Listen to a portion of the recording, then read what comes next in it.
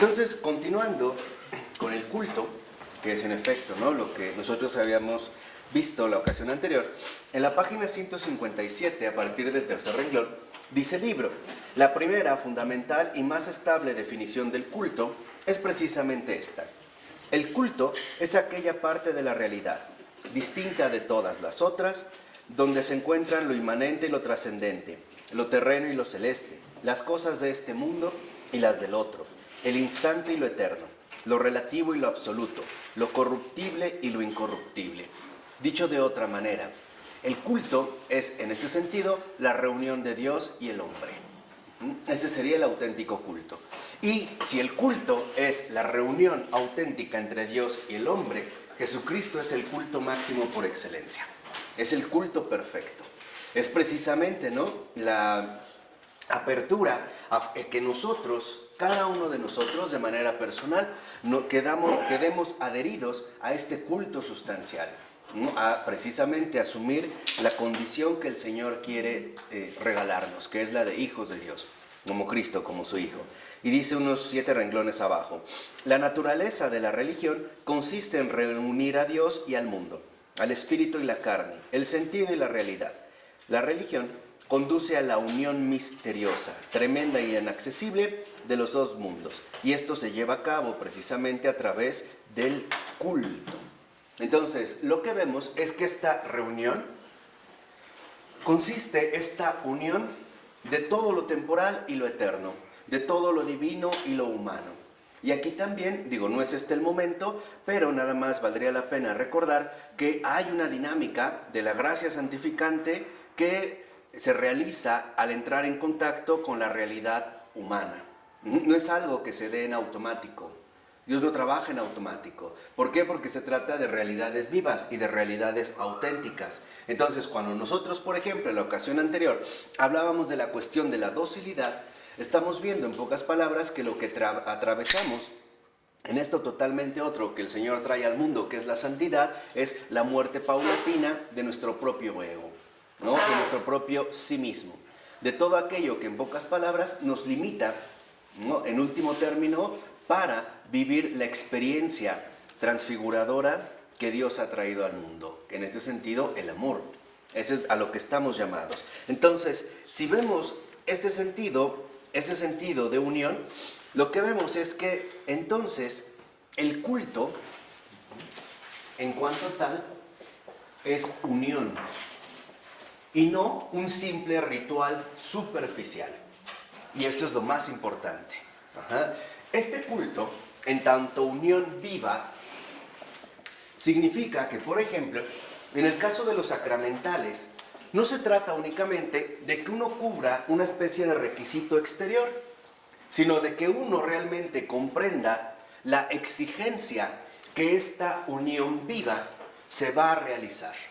En este sentido, podríamos decir que cualquier sacramental involucra que nosotros, en efecto, hemos entrado a formar parte genuina de este culto, de esta reunión de lo humano con lo divino, atravesando todas las posibles dificultades que se puedan presentar, ¿no? Resistencias, caídas, recaídas, avances, retrocesos, no importa.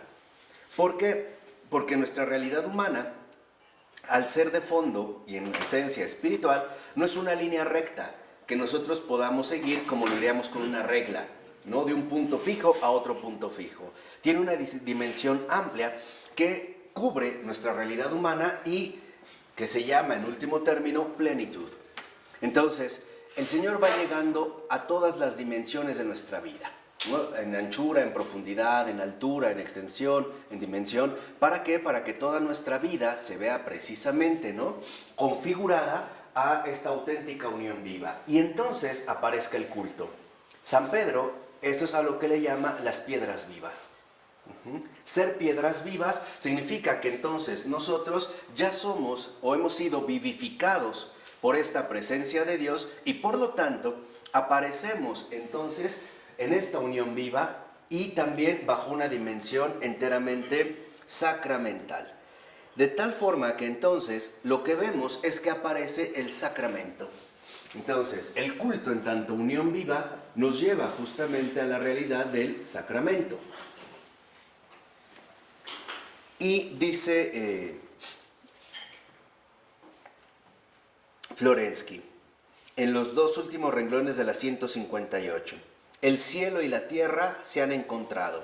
Canta la Iglesia en la liturgia del nacimiento de Cristo, que hace poco hemos vivido y que todavía espero sigamos viviendo, definiendo así la encarnación. El lugar de esta reunión es la Madre de Dios. Entonces, aquí aparecen dos aspectos centrales. Primero, el sacramento es encarnación de la gracia.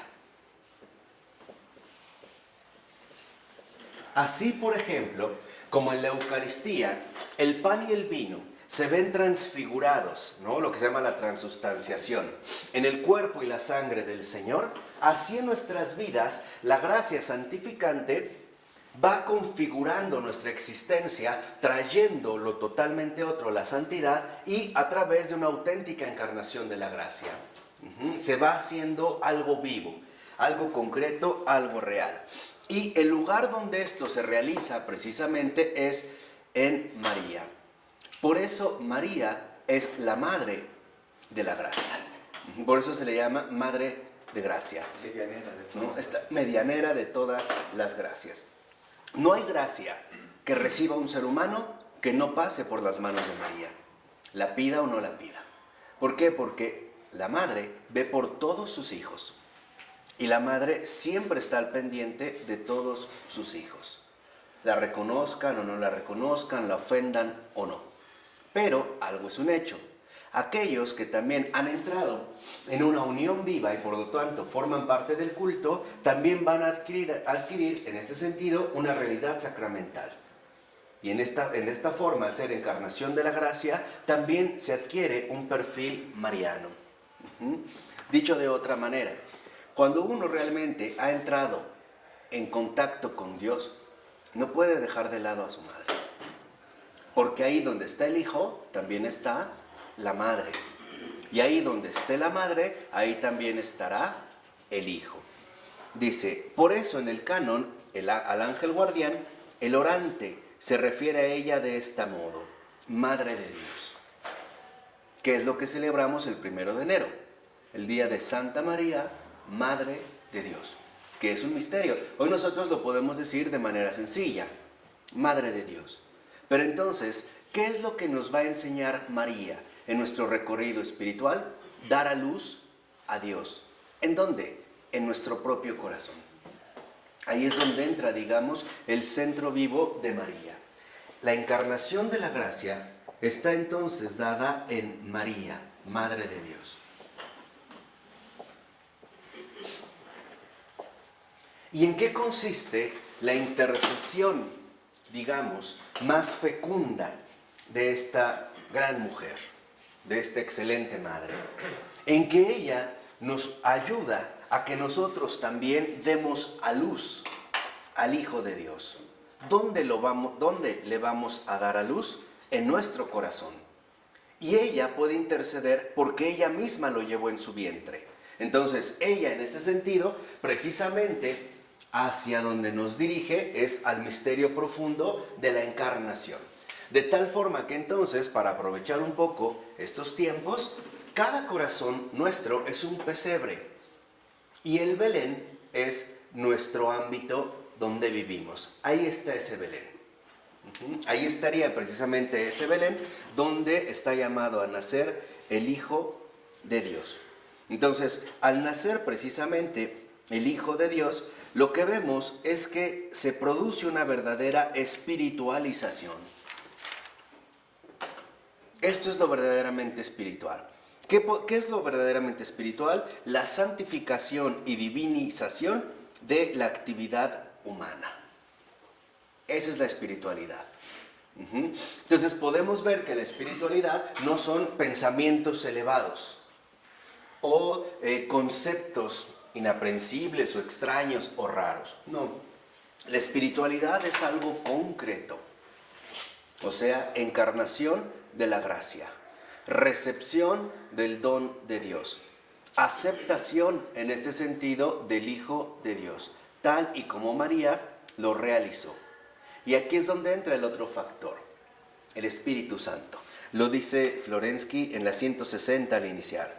Y la obra del Espíritu en el culto no es otra que el desarrollo en el mundo de la dinámica cristológica de la encarnación. Entonces, lo que vemos en María es la auténtica dinámica cristológica.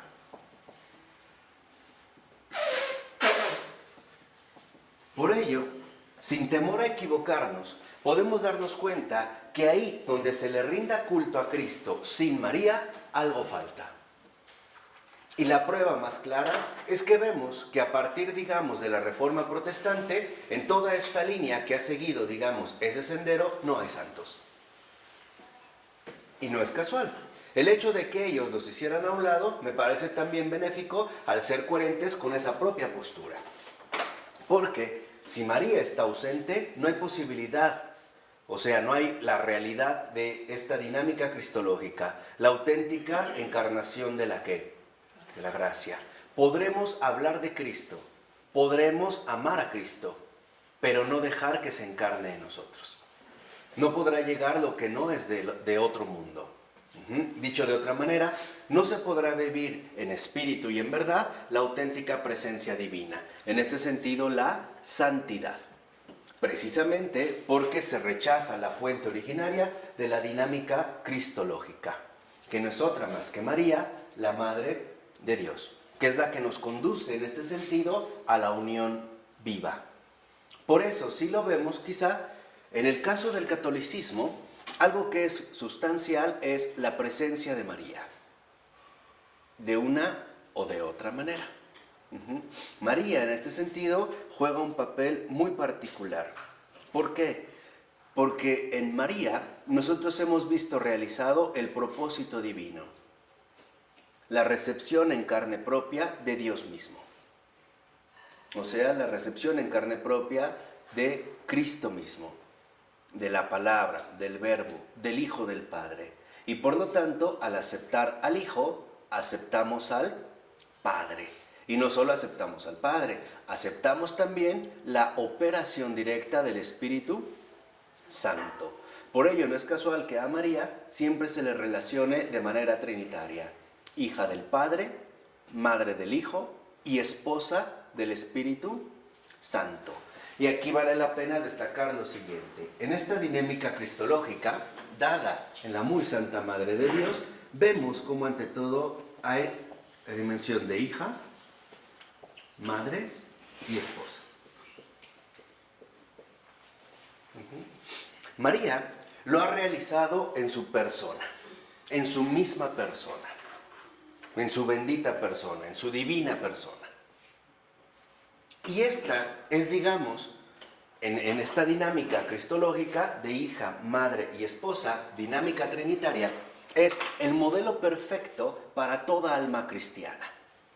¿Por qué? Porque en la verdadera encarnación de la gracia, el alma realmente reconoce su procedencia del Padre. Y por lo tanto, el alma reconoce que es hija del Padre.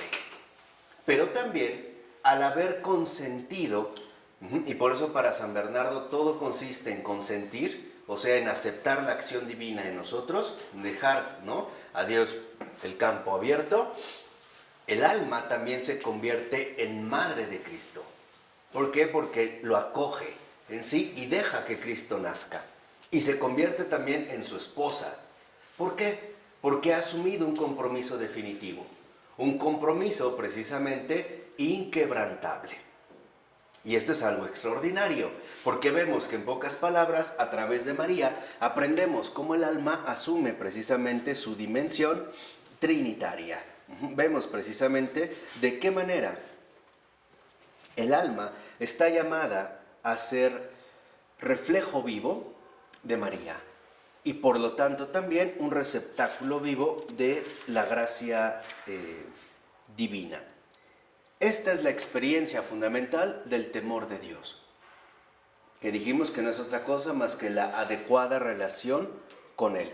Si lo vemos en la 162, más o menos en el quinto renglón, dice el texto: experiencia del temor de Dios, el encuentro personal con la realidad divina. Ahora bien, este encuentro el lugar del encuentro es la iglesia, síntesis sacramental y viviente de los dos mundos. Sobre la base de la columna y el fundamento de la verdad puede tener lugar el conocimiento integral, que es espiritual. Y lo es en último término porque la verdad buscada es la realidad máximamente espiritual, aquel en cuya carne reposa el espíritu, uniendo en sí mismo lo que en el hombre se encuentra dividido, el ser y el sentido. Entonces, aquí tenemos también otra luz especial. Una de las condiciones que más nos afectan en nuestra realidad humana es el hecho de estar fragmentados, el hecho de estar divididos. Porque si algo perdimos es nuestra integridad originaria. Por ejemplo, San Pablo lo expresaba diciendo, no hago el bien que quiero, sino el mal que no quiero. Y nosotros a veces también hemos experimentado esta especie de división interior, ¿no? Voy a lo mejor a ver a una persona con la mejor de las intenciones y terminé haciendo absolutamente lo contrario. Y a veces decimos, de verdad, yo no quería, pero no pude, ¿no? Algo se me dio. Bueno, eso es parte de nuestra debilidad. Y eso es precisamente lo que Cristo quiere restaurar en nosotros. Podríamos decir que entonces, cuando se alcanza esta triple condición, entonces se alcanza una verdadera integridad. Y el lugar por excelencia donde se da esta integridad es la iglesia. Por eso, si lo vemos, cuando una persona, por ejemplo, empieza a quitar a María, también se empezará a alejar de la iglesia, del lugar, ¿no? Empezaremos cómo se vendrán a dar una especie de separaciones cada vez mayores que no son más que el reflejo, a mi entender, exterior de lo que de fondo ocurre en nuestro interior. Si algo nos falta, por ejemplo, es integridad. Integridad en el sentido de que nos es muy complicado integrar mis buenos deseos con las buenas acciones. Integrar simple y sencillamente la coherencia a la que estoy llamado. Y aquí es donde nosotros a veces, por ejemplo, flaqueamos, ¿no? O titubeamos bastante. A veces puede ser que tengo un buen pensamiento en la noche de realizarlo y al otro día simple y sencillamente no lo hice. O se me pasó desde algo tan simple como me voy a levantar temprano para hacer ejercicio. Me dio flojera. No me levanté. O me propuse dejar de comer tal cosa. No pude. De verdad, ¿no? O ya de plano ni lo intento, etc. O sea, lo que quiero que vean es que esta integridad es fundamental. Porque eso es lo que el Señor quiere precisamente, ¿no?, alcanzar en nosotros. Es decir, cohesión. Que realmente adquiramos una cohesión sólida, consistente, seria, firme. Y que no estemos nosotros como desintegrados en una incoherencia interior. Muchas veces, por ejemplo, esta incoherencia a niveles internos se suele dar en que no somos plenamente coherentes entre lo que pienso y lo que vivo, o entre lo que digo y lo que hago, o entre lo que siento y lo que experimento, o digo, o reflejo, ¿no? Pareciera como que a veces incluso las cosas en este sentido no encajan bien, como que andamos a veces como fragmentados en varios aspectos que nos cuesta mucho trabajo realmente incluir, ¿no? O sea, realmente reunir o fundir. Y eso es lo que el Señor quiere de nosotros, consistencia. Y esta consistencia implica que yo me voy a dejar sanar por el Señor. Y vuelvo a repetir, dejarme sanar. ¿Por qué? Porque no es algo que humanamente se pueda realizar. Porque es algo que en efecto nos supera. El alcanzar esta integridad no es algo que con mis propias fuerzas voy a lograr. Es algo que solo Dios puede darme. Y puede dármelo fácilmente, si yo accedo. En este sentido, podríamos decir también, si yo acepto lo que sería en este sentido la intervención divina. Ahora, esta integridad, a su vez, está dividida en tres partes.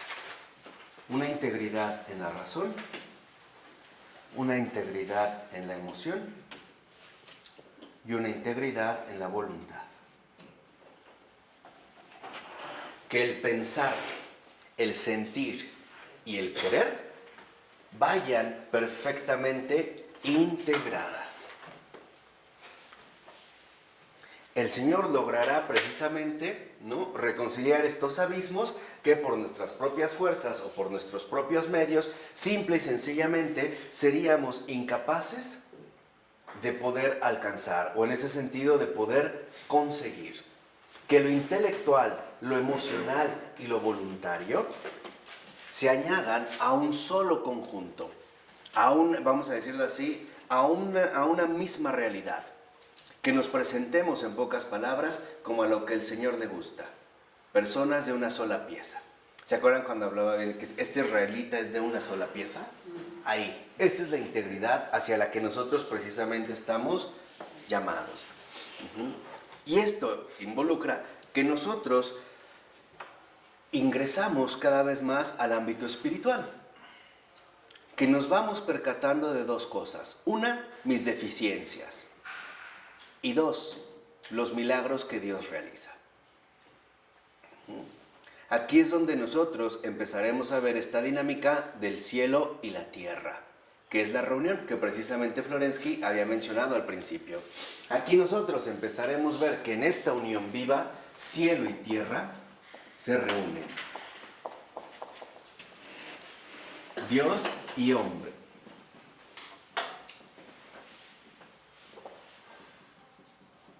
Dios y hombre se reúnen.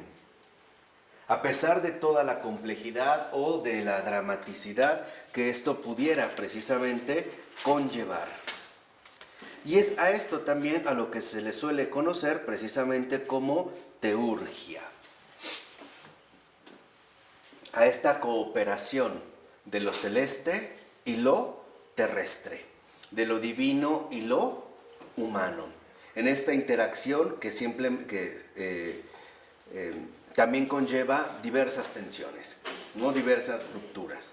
¿Por qué? Porque Florensky, en este sentido, va a detectar que tal parece que en el fondo de nuestro ser, en lo más profundo de nuestro ser, reina algo extraño, la contradicción. Y me parece que con ello Florensky va a señalar la herida más profunda de nuestra condición caída. Podríamos decir que en efecto, en el fondo somos contradicción, no coherencia, no integridad, sino desintegración, contradicción. A veces, como les decía, tendremos buenos propósitos y no los realizamos. O al revés incluso, podemos tener los propósitos más torcidos y nos arrepentimos, ¿no? O vamos hacia un ámbito y cambiamos de parecer. O avanzamos en un terreno y luego ya no. Estamos como el sí, pero no. No, pero sí. Tal vez, sí, ajá. Y como que no logramos un ritmo, ¿no? Como que no alcanzamos literalmente una cierta firmeza. Entonces, cuando va a hablar precisamente, ¿no?, de la contradicción, Florensky lo que va a detectar es que incluso desde el punto de vista empírico, de lo fáctico, de lo visible, también lo que al parecer impera es la contradicción.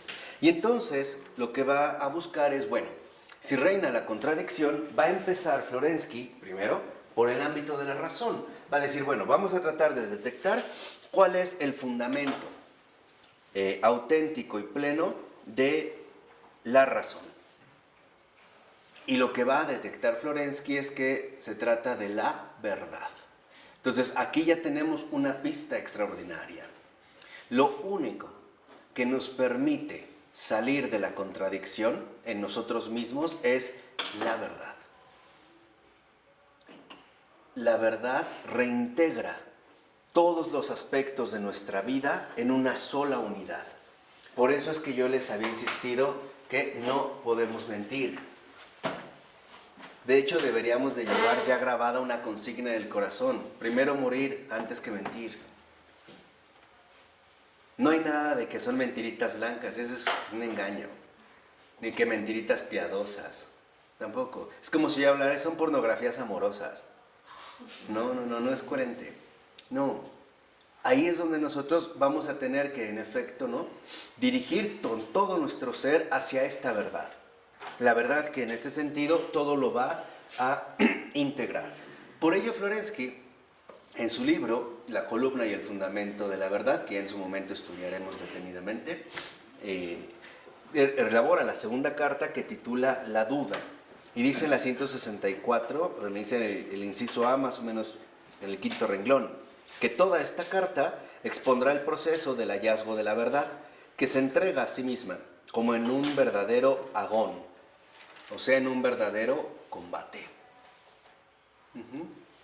¿Contra qué vamos a combatir? Contra nosotros mismos, contra nuestras propias debilidades, ilusiones, fantasías. Dicho de otra manera, contra nuestros propios engaños. Exacto. Irá el combate dirigido hacia nuestro propio ego. Y dicho sea de paso, en el camino espiritual, en el avance que nosotros vamos realizando, también hay avances notorios en lo siguiente. Al principio, las tentaciones espirituales vienen de afuera, del mal espíritu, del demonio, y van a ser inducidas según nuestras propias debilidades. Pero después el combate cambia de terreno y ahora el combate se va a dirigir hacia el interior de uno mismo, en lo que nosotros llamaríamos el autoconocimiento. Ya no se trata, por ponerlo así, de decir es que el demonio me tentó. Es simplemente ahora darme cuenta que en esto tengo una debilidad que no he trabajado. Ya no nos distraemos ahí y ahora pasamos literalmente al autoconocimiento. Entonces quiere decir que en este sentido nosotros vamos a asumir un auténtico combate. Y aquí es donde Florensky hablará de dos aspectos centrales: certeza. Les decía que entonces, para Florensky, algo que es fundamental en este recorrido es que nosotros alcancemos certeza. Una certeza que nos lleva a la verdad y por lo tanto también a un discernimiento. Entonces, aquí hay algo fundamental y es que esta certeza requiere o exige discernimiento.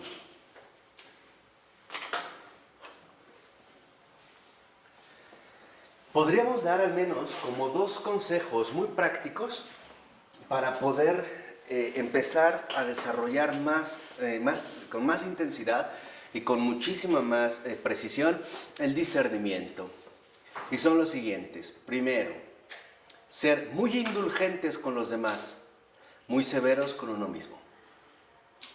Esto da buen discernimiento, nos ayuda a ejercitar mucho el discernimiento. Ser muy indulgentes con los demás y muy severos con uno mismo. Y el segundo, jamás pensar mal de nadie. Primero, pensar mal de ti. Por ejemplo, se te olvidó el celular, una de que ¿quién me lo robó? No, más bien decir, a ver, soy tan tonto que ¿dónde lo dejé? ¿Sí me explico? Nada de que ¿quién me agarró dinero? No, ¿yo dónde lo perdí? Por ahí vas a comenzar. ¿Por qué? Porque esto te da un criterio básico de orientación. Te ayuda a que no estés, digamos, distraído y que tu razón esté como papaloteando de un lado al otro. Te ayuda a que busques sinceramente la verdad y que puedas contemplar en ese sentido las cosas a la luz de la verdad. Dice Florensky en la última cita de la 165. ¿Qué es pues la certeza? Dice, consiste en el reconocimiento de la marca propia de la verdad, en la constatación de un cierto índice en la verdad que la distingue de lo no verdadero. Y aquí, en este sentido, en lo que les decía, para Florensky, lo no verdadero soy yo mismo y mi falta de apreciación. Simple y sencillamente reconoce algo muy básico. ¿Cuántas veces no te apresuraste en los juicios y terminaste lastimando a gente por tu propia precipitación? Entonces, lo que tenemos que hacer en este sentido es precisamente establecer que nosotros no podemos ser una medida ya absoluta, una medida definitiva. Dice, desde el punto de vista psicológico, este reconocimiento está marcado por una beatitud imperturbable, estando satisfecha la sed de la verdad. Por ejemplo, si tú te la pasas pensando mal de todo el mundo, vas a acabar en el manicomio, ¿o no? Ahí vas a acabar, en la locura, en la demencia. En su momento Florensky abordará también. Pero si tú realmente dejas de pensar mal de los demás y te comienzas a concentrar en ti, entonces has comenzado un combate. ¿Por qué? Porque en este combate que Florensky nos había ya anunciado, consiste que tu razón no se vada a sí misma, tratando de buscar culpas o culpables en los demás. No, simplemente ahora tu razón la vas a aplicar para autoexaminarte. Y ahí es donde en efecto empezarán, digamos, estos primeros avances. Dice, conoceréis la verdad y la verdad os hará libres. Cita Juan, ¿no? Capítulo 8:32. Dice, ¿de qué? Libres del pecado en general, de todo pecado. Es decir, en el ámbito del conocimiento de todo aquello que no es verdadero, que no corresponde a la verdad. Y ahí está el núcleo central. Este primer criterio de discernimiento que nos lleva a la certeza, precisamente nos lleva en el ámbito del conocimiento a darnos cuenta que en gran medida nuestras apreciaciones, nuestros juicios no corresponden con la verdad. Y que uno de los factores que a nosotros nos pueden dañar demasiado es querer absolutizar una simple apreciación. ¿Qué quiere decir esto? Que entonces en el ámbito del conocimiento lo que buscamos es correspondencia con la verdad. Y eso es lo que nos aporta el discernimiento.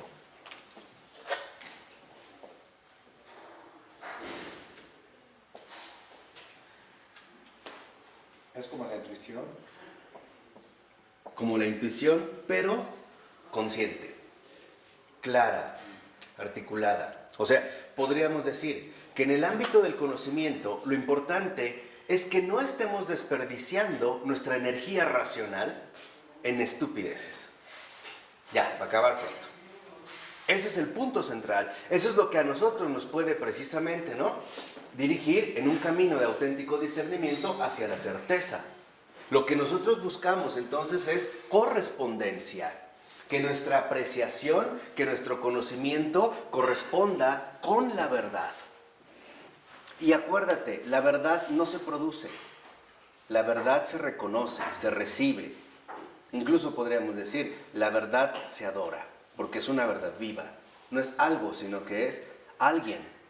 Entonces, lo primero que debemos de hacer en ese sentido es poner límites a nuestros modos de apreciación. Es muy sencillo considerar que nosotros somos la medida de todo, ¿no?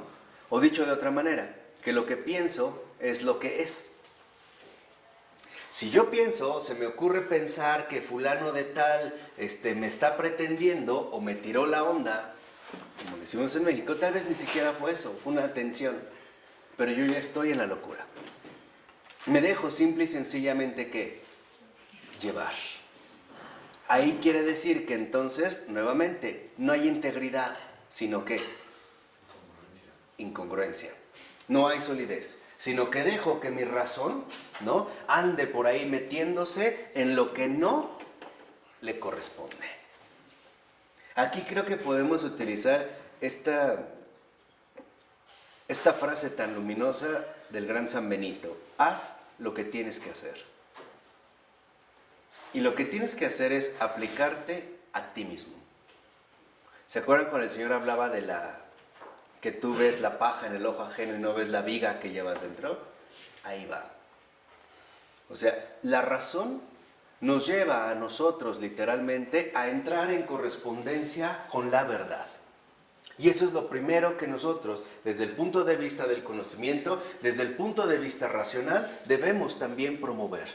Acuérdense, no se trata de que solo crezcamos en un aspecto. Tenemos que crecer ¿en qué? en todos, racionalmente, emocionalmente, voluntariamente, ¿no? En la razón, en la emotividad, en todo el ámbito de mis emociones, pero también en todo el ámbito de la voluntad. Porque a lo mejor puede ser que yo entiendo un pensamiento, controlo mis emociones, pero no quiero hacer nada al respecto. Entonces tenemos, ¿no?, como que trabajar, digamos, en estos ámbitos de manera continua. Entonces, aquí al ir estableciendo estos determinados límites, lo que encontramos es equilibrio. Fíjense cómo lo dice el texto en la 166. Dice, la certeza teórica se corresponderá pues con el equilibrio de la razón y más profundamente con el equilibrio espiritual en el ámbito afectivo, fruto de la vida ordenada por la verdad. Entonces, aquí hay tres aspectos, pero esenciales. La correspondencia con la verdad nos aporta, uno, equilibrio en la razón.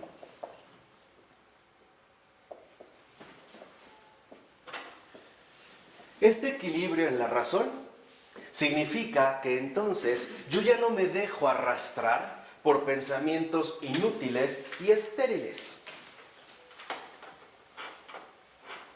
¿Por qué? Porque ya no podemos ser tan ingenuos a estas alturas como para no darnos cuenta que todo pensamiento conlleva una determinada carga afectiva.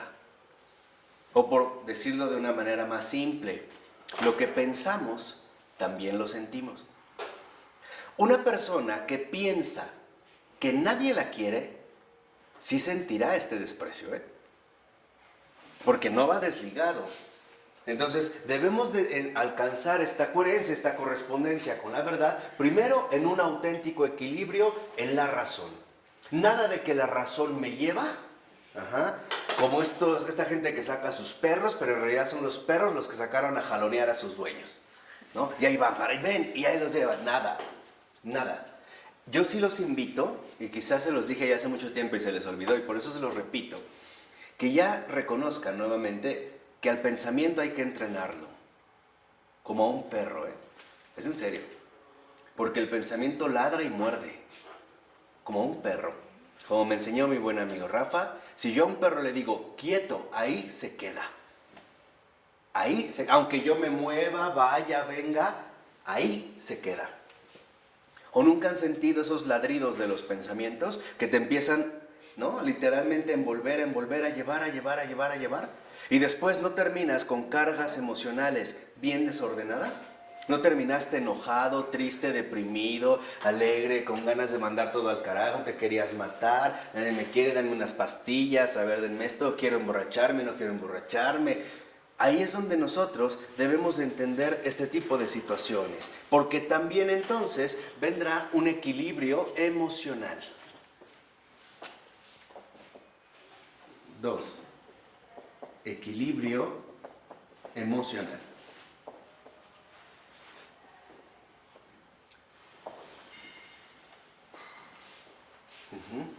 Y aquí podemos dar todavía dos características fundamentales.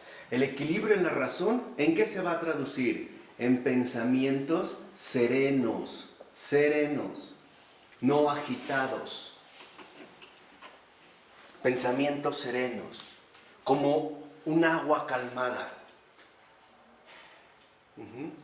¿Cómo me doy cuenta cuando ya he alcanzado un equilibrio en la razón? Las cargas emocionales no me perturban, no hay. Es como, va a sonar raro, pero es como un mar sin olas. Un lago, mejor. Un lago. Quieto. Me han dicho que hay lagos en Suiza que son tan transparentes que tú puedes ver el fondo. Lo mismo pasa con el pensar. Cuando tú estás agitado y te empiezas a dejar llevar por un pensamiento y por otro, todo se agita. Y la pregunta es, ¿puedes ver algo con claridad? No. Entonces, dejar que los pensamientos no tomen la delantera. Por eso te decía, como un perro. Hay que domesticarlo, El pensamiento es duro, es rebelde. ¿Cuántas veces, por ejemplo, no has pasado, no solo una mala noche, malos días, meses, años, por pensamientos estériles que te revolvieron? En esas noches de insomnio, donde estabas nada más de un lado para otro y terminaste como burrito mal envuelto, ¿no? Acalorado y hasta te molesta la almohada, jaloneas, aguas. Aguas en esos momentos, porque entonces lo emocional se disparó. Aquí es donde quiero que vean la coherencia que el Señor nos va a ir precisamente transmitiendo. Si aquí el resultado son pensamientos serenos, en el equilibrio emocional son afectos ordenados.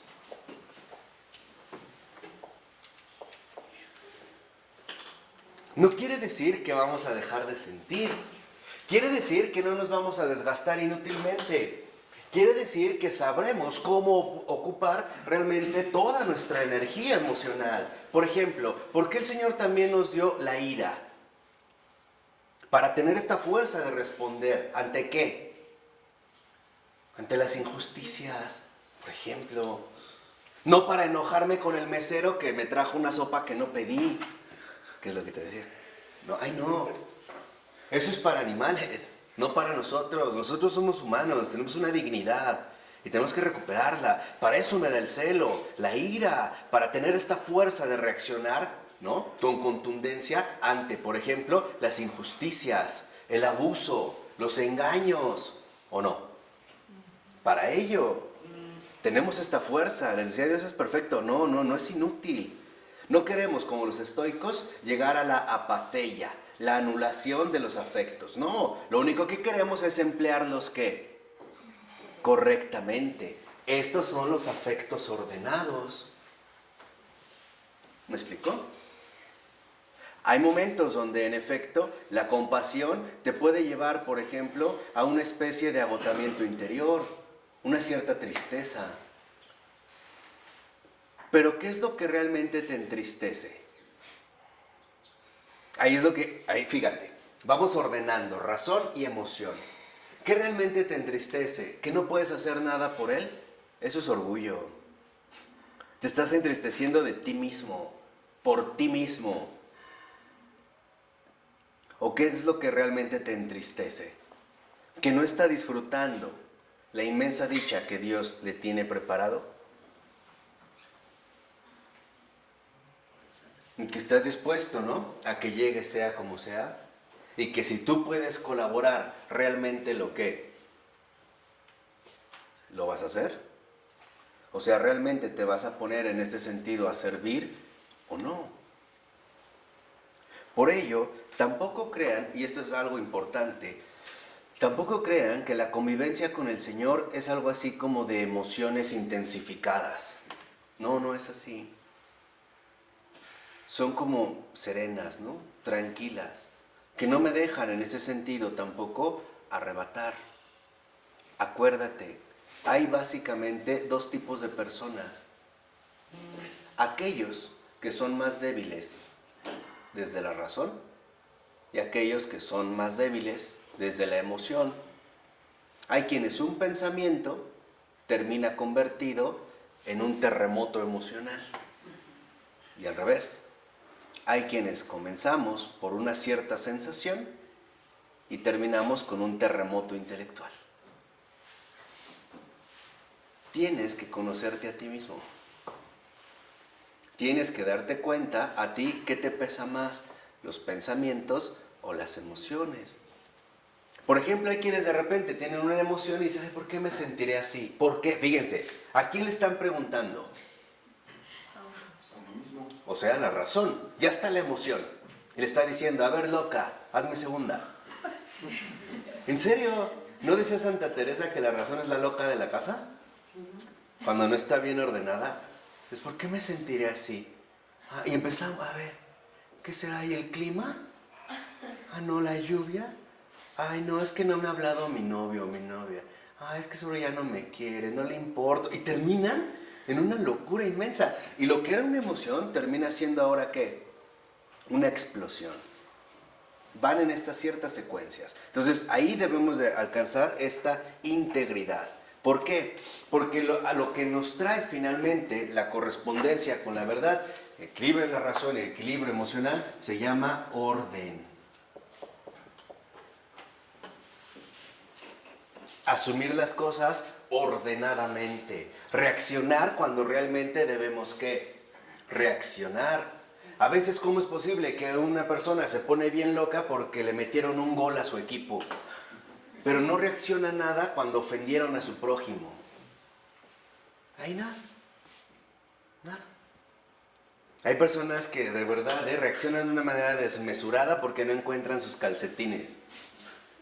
Pero si una madre no encuentra a su hijo, no hace nada. Nada. Quiere decir que ahí algo no es coherente, ¿o sí? Algo ahí en este sentido estaría precisamente fallando. Y aquí lo que busca entonces Florensky es que nosotros veamos que la razón tiene que abrirse también. ¿A raíz de qué? Que la razón no es el fundamento de sí misma, que el fundamento de la razón es la verdad. Y por eso es lo que queremos, que lo racional esté en correspondencia con la verdad y lo emocional también. Ahorita estamos en esos dos ámbitos, ya en su momento hablaremos de la voluntad. Que esté en correspondencia precisamente con la verdad. Y un criterio que te puede servir mucho para avanzar en este camino es el siguiente. ¿Por qué le haces tanto caso a tus propios sentimientos y emociones? Déjame ponértelo con una imagen. Si tú vas por la calle y de repente un perro te ladra, ¿qué haces? Te asustas, reaccionas. ¿Qué más? Hasta te vas rápido, ¿no? O no te ay, joder, no, y te apuras. Cambia, te apuras. ¿O a poco te paras, te volteas y también te pones a ladrarle? Si lo haces, dime, yo te llevo ahorita a un manicomio. ¿Ya perdiste la razón? No, ¿lo evades o no? Primer detalle, para buscar esta correspondencia con la verdad en el discernimiento. Todo lo que te aflige no viene de Dios. Todo lo que te aflige no viene de Dios. Todo. Dime. ¿Y esto qué tiene que ver con lo del perro? No entendí eso. Sí. Un pensamiento te ladra, entonces tú volteas y te pones a entrar en juego. Pero lo evades. Claro, simplemente lo dejas, ¿no? Que vuelve a ladrar, te vas. Sería muy raro que fueras por la calle, un perro te ladra, tú te volteas, te pones a ladrar y hasta te le aventas a las mordidas, ¿no? No somos así. Ahora entienden cuando Florensky hablaba de la contradicción. Decía, en realidad, tal parece que nos falta cordura. Cordura. Y eso es lo que va a traer la vida espiritual también. Cordura.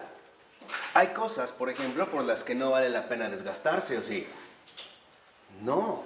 Pero hay cosas por las que sí vale la pena desgastarse.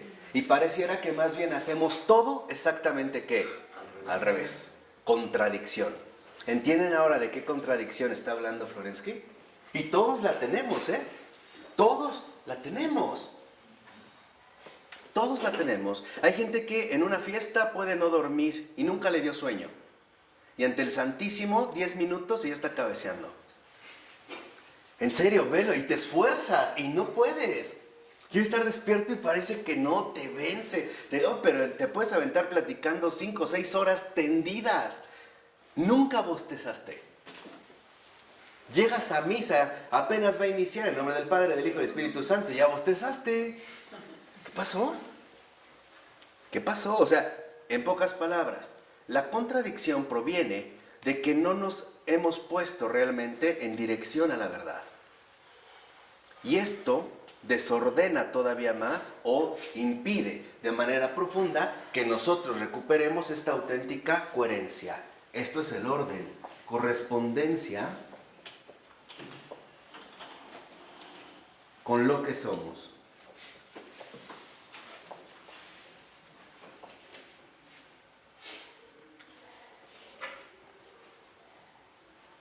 Porque de aquí, dicho sea de paso, de aquí es donde se derivan las auténticas neurosis.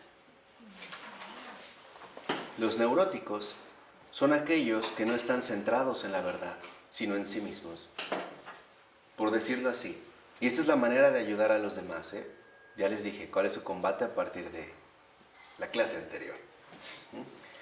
En las neurosis, lo que se vive es que no se ve más allá de lo que uno piensa o siente.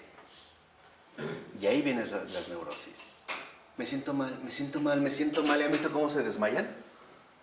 No, se ahogan, por así decirlo, en sus propias emociones y en sus propios, ¿qué? Pensamientos. Miren, al menos quizá por mi cercanía con la juventud, pero en los jóvenes es muy común que de repente, no sé, terminaron un noviazgo, van en la calle y escuchan una canción, entran a una plaza comercial y escuchan una canción. Y subconscientemente recuerdan que esa es la canción con la que se conocieron cuando encontraron por primera vez a la exnovia. Entonces están viendo, pero ya están en otra cosa, ya se engancharon. Empezamos a establecer conexiones que falsas. Ahí está el secreto. Primer paso. ¿Qué es la neurosis? Apego a lo falso. Por eso brotan las neurosis. Por eso nos volvemos neuróticos. Porque nos apegamos a lo falso. Entonces escucha y después ya está muy afligido pensando que ella es muy feliz y él muy infeliz. Casi se la imagina que ella está en una isla paradisíaca. ¿Quién sabe qué le están haciendo? Y ella es sufriendo, pobre de mí. El otro está feliz, casi surfeando en las más altas olas de Sudáfrica. Y yo aquí de idiota que no puedo ni comer y no sé. Nada, objetividad. Ahí es cuando entra lo que yo les decía. Cállate. Las neurosis vienen del hecho de que nos tomamos demasiado en serio a nosotros mismos. Lo primero que tienes que plantearte es, ¿esto es de verdad la verdad? ¿En serio esta es la verdad? O sea, cuestiónate, interrógate a ti mismo. Esto es lo que yo pienso, pero no creo que esto sea todo. Seguramente habrá algo más. Esto es poner entonces tu razón y tu emoción en correspondencia con la que, con la verdad. Pasa como con los niños. ¿Han visto con los niños qué bien funciona la distracción? Por lo regular, cuando un niño empieza a llorar, ¿qué es lo primero que hacemos?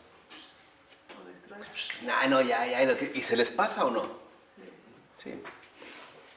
Pero a ti no se te pasa rápido. Y ya no se te pasa muy rápido porque ya estás muy acostumbrado a ahogarte en ti mismo, en tus propios pensamientos, en tus propias sensaciones. Entonces, lo que vemos es que aquí en efecto hay un proceso. Hay un proceso que Florensky va a tratar de seguir de esta manera, apelando, por ejemplo, a la cuestión de los juicios.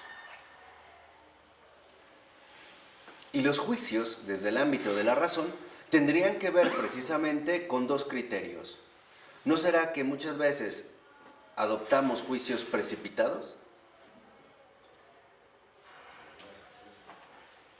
Entonces, lo primero que habría que darnos cuenta es que este orden anula la precipitación.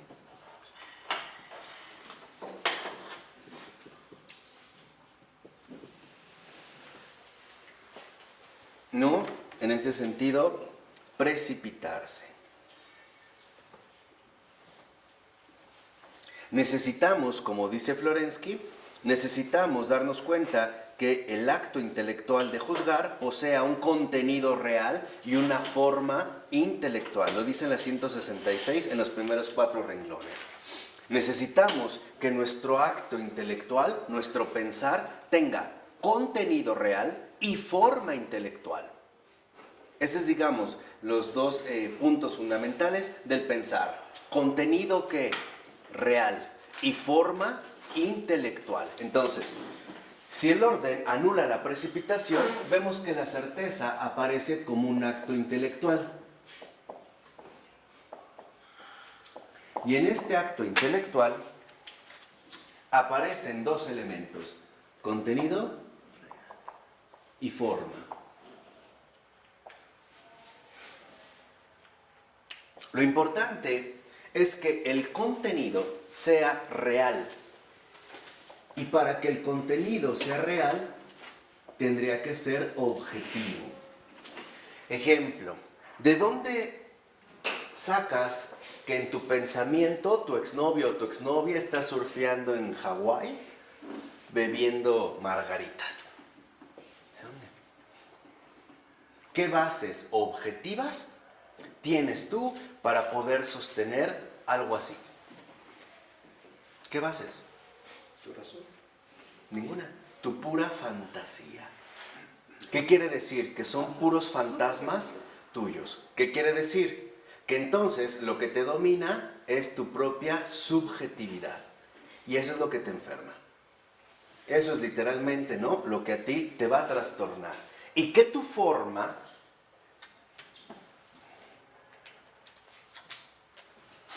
como dice aquí Florensky, que la forma sea una forma verdaderamente intelectual. O sea, según la verdad. Y no según tu propia medida. Estoy tratando de hacer lo más explícito posible estos puntos porque son como de los más filosóficos, duros de Florensky. Cuando está entrando, digamos, al fundamento mismo de la razón. Pero lo primero que realmente te puedes cuestionar es, ¿lo que pienso es real? Porque no por el hecho de pensarlo, lo es, ¿o sí? No. Y aquí tendríamos que aprender algo fundamental. Tú no eres la medida de la realidad. Tu pensamiento no es la realidad. ¿Cuántas veces en tu vida ordinaria te ha pasado que pensaste un montón de cosas que no eran ciertas? Es que yo pensé que no sé qué, e hiciste todo ¿qué? Mal. Es que yo pensé que a lo mejor te iba a gustar. No. Es que yo pensé que así te iba a ayudar. No. Es que yo pensé que andabas con otra. No. No te atrapes. San Juan de Kronstadt, otro gran santo ruso, paisano de Florensky, decía que el pensamiento es como una araña. Una araña. Y decía que esta araña teje su propia ¿qué? Telaraña. Dice, sin darnos cuenta que nosotros mismos somos la presa. Y es cierto. Nada más, ahorita, a grandes rasgos, quisiera que en tu interior te contestaras una sola pregunta. Y es muy sencilla. ¿Mis pensamientos son de tipo aflictivo, sí o no? De tipo aflictivo. O sea, ¿me afligen? ¿Tienden a generar aflicción en mí? Este carácter aflictivo que me afligen pueden ser de varios tipos, pero en general predominarán tres: preocupación, angustia o tristeza. Cualquiera de estas tres. Si es así, entonces quiere decir que tienes que checar bien el contenido de tus pensamientos. Lo más seguro es que ese contenido no es ¿qué? Real. Y por lo tanto, la forma no es auténticamente intelectual. Porque el acto intelectual es según la verdad. Y eso es ser inteligente. Esto es ser inteligente.